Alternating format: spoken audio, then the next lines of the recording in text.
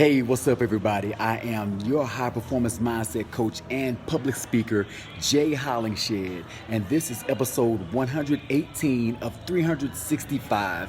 You are now tuned in to my 7 Pillars of Mental Performance series. Thank you so much for tuning in. Let me get something out the way. I am in some area of this hotel lobby, so you're going to hear some background music. You're going to hear they got a live band downstairs. They got this hotel music going on above my head, trying to find a good spot where I can do my broadcast without getting interrupted. So if you see some crazy kids or somebody running around, it's life. It happens.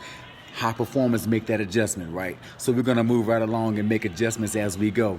Frank, I see you tuning in already, man. Davey Bowen, I see you tuning in. Thank you all so much for tuning in. Speaking of thank yous, let me get those out the way. Thank you too for tuning in. Also, those that want to watch this episode in its entirety, you can go to my YouTube channel, Jay Hollingshed on YouTube. Thank you to you who are watching this on repeat. If you are watching this on repeat, I do appreciate you. All of my videos, my 100 plus videos are on YouTube. They are backlogged already.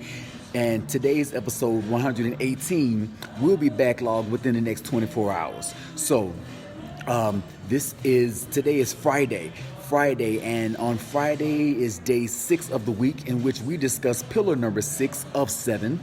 Pillar number 6 is managing stress. Now, those of you that know, I said this in last night's broadcast, right now I am in Dallas, Texas, and I'm actually broadcasting from the Omni Hotel.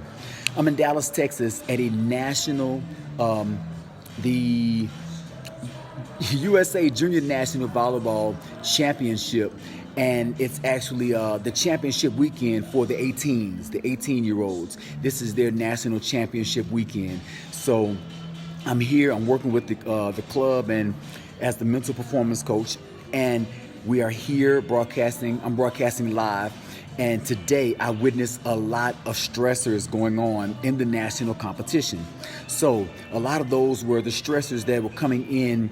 The players experience a lot of stress that come in from their games. They're actually playing the matches, experiencing the stressors from the games. Now, the players have certain ways that they handle their stress. They actually, if they're my players from the club that I work with, they have been given techniques to handle the stress on the court to keep the coaches from having to call timeout or whatnot. So they have their breathing exercises, they have their mind exercises that I take them through, and they should already know how to handle that while they are on the court in the midst of their match or in the midst of their game. Now, however, should it becomes too much for them to handle, that's why they have timeouts. And then it goes to their coach, and their coach handles it and works them out. The coach talks them through their stressors and allows them to get back into the game, handle the match and their stressors as well, or do those simultaneously. So the player stress is one thing that I witnessed today. Another thing that I witnessed today, which all of us see all the time, is parents, relatives that come out to see their loved ones or their children or their grandchildren play. Here's the thing. Parents, those of us that are not even on the court. A couple of more people tuning in. My brother AJ, I appreciate you, brother. I love you, man. Also, Frank D, what's up, Frat? I appreciate you for tuning in. Now, the second stressor that I witnessed was adults. The adults, the parents, the grandparents, and the family that come to see their loved ones play in the national competition. What's up, Aunt Gina? Gina Cecily tuning in. I see you. You got crazy parents. I say crazy for a reason. You have parents that watch their children and their grandchildren or their relatives play in the match. And when they do so, they unnecessarily attach themselves to the stress of the game. And I say unnecessarily because it's a choice. You don't have to attach your emotions. You don't have to attach your energies to the stress of the game if you're not even playing in the game. So I see parents getting upset. I see the loved ones getting upset. And they get all worked up and stressed out. And sometimes they get more stressed out than the players. So, and these are the parents that let the refs have it. They rip them a new one. They go off on the refs and talk crazy. Referee, you blind and you didn't call this, you didn't call that. all that stuff. D'Angela Michelle, thank you for tuning in. Lisa Chapman Hollingshed, my wife, my baby, what's up? I appreciate you for tuning in. So you got these parents that get all stressed out because a call wasn't made or something wasn't going in the favor of their child or their child's team.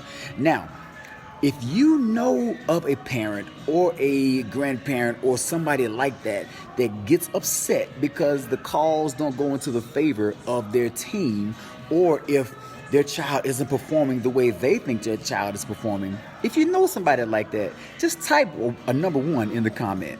Type a 1 in the comment.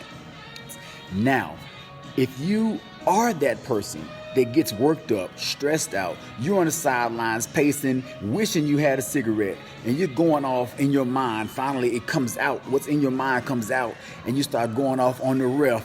I see somebody typing in the comments already. And so, if you are that person, not know that person, but if you are that person, type a 2 in the chat. Just type number 2 in the comments below. And in fact, I give you a second to type it. Now, since you've identified those people and identified who you are, you have ways to handle that stress. First of all, if you are not participating in the match or participating in a stressor, and you are indirectly attaching your energies and your emotions to stressful events that are working you up, the first thing to do is detach. You've attached yourself unnecessarily and voluntarily. So detach yourself from a stressful situation. Your stressful situation doesn't necessarily have to be athletic. You have work, you have family, you have jobs, you have school. All of those, that's life. Life brings stressors in different situations and different circumstances. I see a number 2 going up. I see several 1s going up. Okay, so you understand what I'm saying. Now, life comes with its own set of stressors. So when those stressors come up, let me ask you this. What are you doing when those stressors come up? Michael Flowers, my man Mike, I appreciate you for tuning in. I'm going to ask you to watch this on repeat because I got some good stuff that's going on right now. But I appreciate you for tuning in. Those of us that have our own individual stressors in life, when we hit our stressful situations, how are we handling those? Are you taking time to stop? Press the pause button as I've taught over and over in the past. Are you pressing that pause button? And are you taking a break, a mental break from the stressful situation? Are you doing like the athletes do? Are you calling time out and taking a break? You telling your frustrations, hey, whoa, time out. That's too much. We're going to call time out and deal with this. You go to your corner, I'm going to go to my corner. We're going to work this thing out and come back and we're going to hit this again. So are you calling time out, or are you just pushing yourself until a point of exhaustion? If you are calling time out and you're taking a break and you're focusing and breathing, just to take a breath, de-stress, and keep going. If you're doing that, then good. And if you're doing that and if it's not working, do you have a coach like the athletes do? George Johnson, what's up, Fred? I appreciate you tuning in, man. My Pine Forge classmate. So those of you that are actually working your stress out and you're breathing, good. Those of you that are trying to work your stress out and you are exercising your breathing techniques and it's not working out, my question for you is, do you have a coach like the athletes do? When stress gets too much to handle, they call time out and they go to a coach. Do you have a coach like myself that can guide you through that process? If not, inbox me. Now, here's the thing. Stressors are here in our lives for a reason. They're going to guide us to 2 different directions.